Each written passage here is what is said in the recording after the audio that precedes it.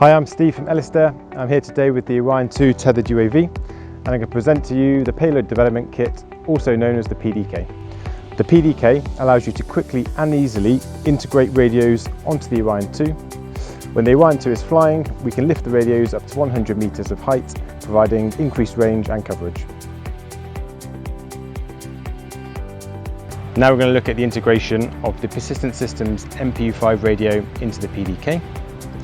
This radio has been integrated by Steatite in the UK, and a fairly easy integration, providing power and data from the drone to the radio. And what this allows us to do is to push the radio up to 100 meters of height and increase the range and connectivity of an existing network.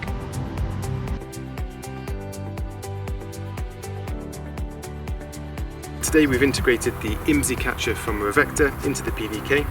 This integration took something like half a day, so really easy to do, and we have power and data through the Orion for this. The IMSI catcher allows us, with the Orion, to replicate a cell phone tower, which then gives us information about the handsets within the vicinity.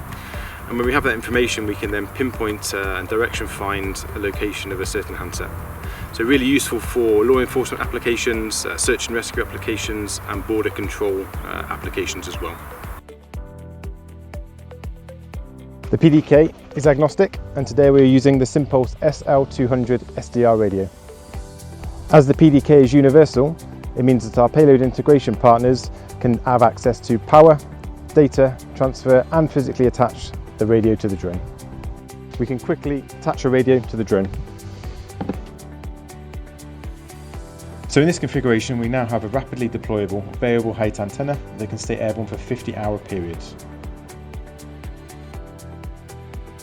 Thank you for watching this short video, and for more information on the Orion 2 and payload applications, please visit www.elistair.com.